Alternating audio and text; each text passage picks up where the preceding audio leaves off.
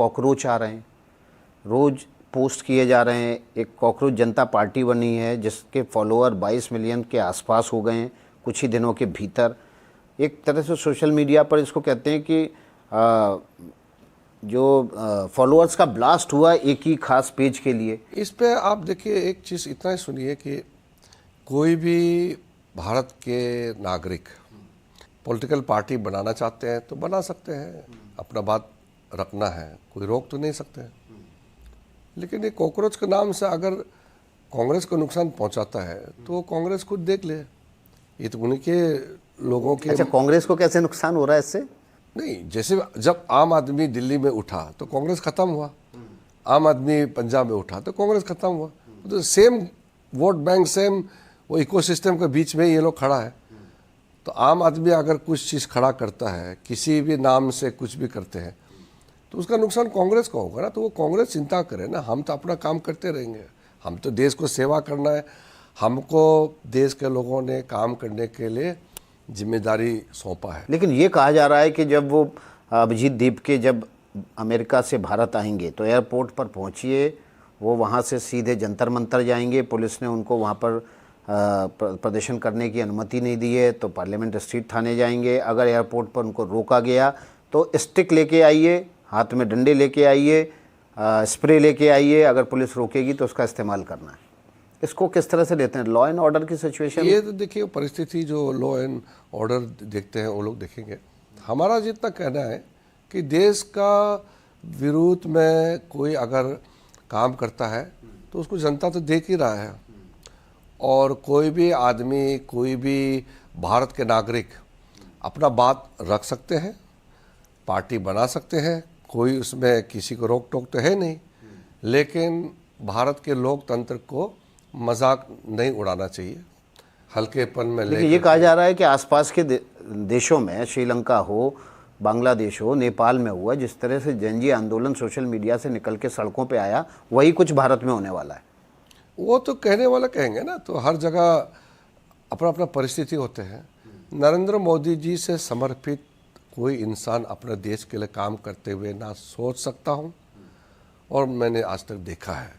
तो मोदी जी के प्रति लोगों का विश्वास है, आस्था है। मोदी जी से लोग उम्मीद रखते हैं कि यही एक नेता है जो देश को आगे ले जाएगा।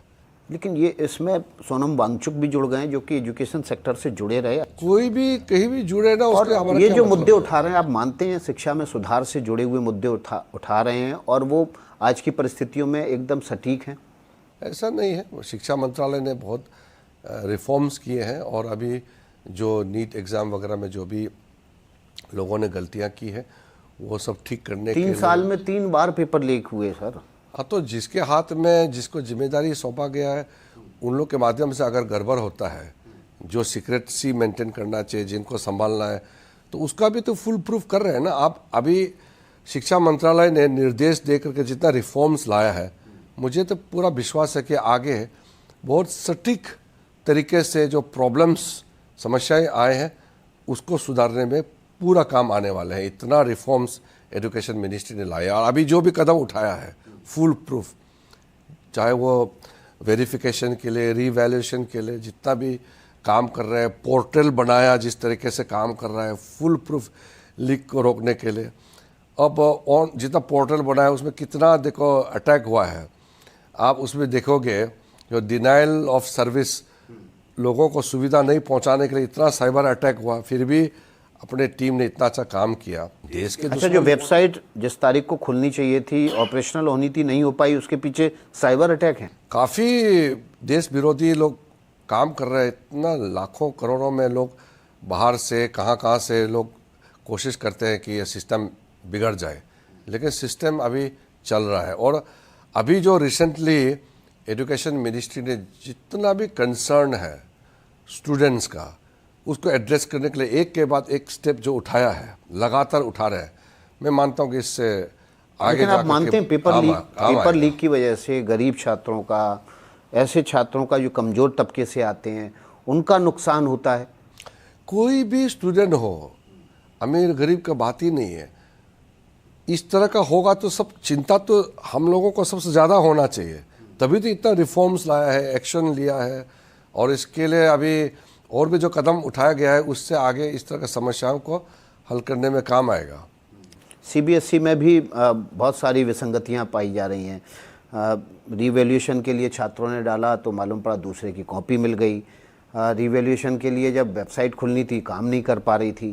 तो ऐसा लग रहा है कि जो शिक्षा मंत्रालय जो है वो पूरी तरह से लचर हो चुका है। वहाँ पर ऐसा लोग लापरवाही से काम कर रहे हैं। मैंने आपको जैसे कहा ना, जो लोग को जिम्मेदारी सौंपा है वहाँ अगर कमियां पाई गई है या वहाँ गलतियां हुई है तो उसको सुधारने के लिए जो कदम उठाए उसको भी देखो ना।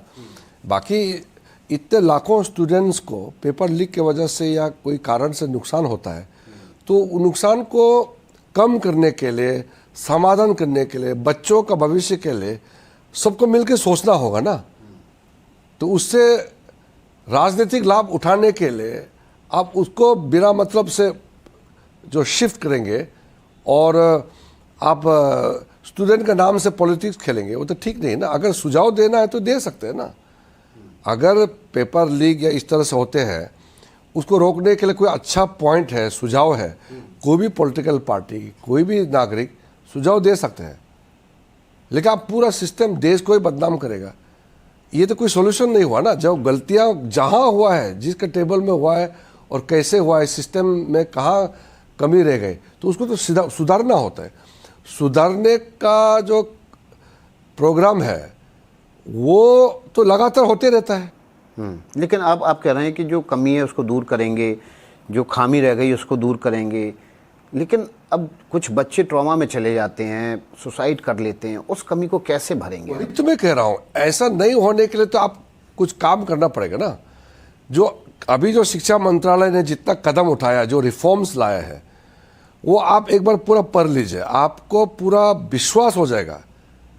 जितना कदम, जैसे कि ऑनलाइन आपका प्लेटफॉर्म में और स्क्रीन में आंसर शीट का मार्किंग का सिस्टम बनाया, स्टूडेंट्स ने कुछ उसमें कमियां पाई या कुछ उसका वो पूरी तरह से उसमें वो संतुष्ट नहीं थे, तो फिर उसको सुधार किया गया है। तो इस तरीके से आगे जो आपका सुधार का कार्यक्रम है, ये डिजिटल की दुनिया में अगर कोई फ्रॉड करता है तो फ्रॉड को रोकने के लिए, कोई साइबर अटैक होता है या किसी का कोई चोरी करता है तो उसको सुधारने के लिए भी तो कार्यक्रम होते रहना पड़ेगा ना। एक बार सिस्टम बन गया तो वो तो हमेशा तो नहीं चलता है, क्योंकि सिस्टम बदलता है, क्योंकि लोगों का जो तौर तरीका भी तो बदलते रहते हैं। इसी बात के लिए तो मोदी को लोग बार बार चुनते हैं कि आप सिस्टम को आगे से दौड़ के कवर करते हैं, लेकिन यहाँ तो ऐसा लग रहा है कि सिस्टम पूरी तरह से बैठ गया है। नहीं, ऐसा नहीं है। देखिए, जो गलतियां जहां हुई हैं तो उसमें तो कार्रवाई तो किया ना। फिर भरोसा दिलाने के लिए फिर चेयरमैन को भी हटाया गया है, सेक्रेटरी को भी ट्रांसफ़र कर दिया गया है। सिस्टम को सुधार करने के लिए नए लोग लाए हैं और IITs, बड़ा बड़ा इंस्टीट्यूट्स के जो टेक्निकल एक्सपर्ट्स हैं उनको। विपक्ष के नेता राहुल गांधी तो शिक्षा मंत्री का इस्तीफा मांग रहे हैं। देखिए, मैंने जैसे कहा ना कि अगर आप राजनीति ही खेलना है तो हम तो मना नहीं कर सकते ना, लेकिन हमारा काम तो सिस्टम सुधारना पड़ेगा ना। सिस्टम तो आसमान से आके कोई सुधरेगा नहीं ना, हमको ही सुधारना होगा, हम ही को काम करना होगा, जिम्मेदारी हमारे हैं। इसलिए तो शिक्षा मंत्रालय के जो काम काज है उसका आप देखिए। शिक्षा मंत्री धर्मेंद्र प्रधान जी ने खुद कहा है कि जिस लेवल में भी कहीं भी कमियां पाए गए हैं, जहां भी गलतियां हुई हैं, वो मोरल रिस्पॉन्सिबिलिटी लिया है और लेने का साथ साथ जितना क्रांतिकारी बदलाव लाने जा रहा है और कुछ ऑलरेडी कर चुके हैं, उसका भी एक बार आकलन जरूर करना चाहिए ना। कितना कदम उठाया है जो पूरा सिस्टम को चुरुस दुरुस्त करने के लिए ठोस कदम। वही तो सॉल्यूशन है ना कि कमियां को ठीक करना, ये तो प्राथमिकता है, क्योंकि बच्चों का करियर, बच्चों का जिंदगी सबसे महत्वपूर्ण है। राजनीति तो होते रहेंगे लेकिन बच्चों का करियर को तो सोचना होगा ना पहले तो।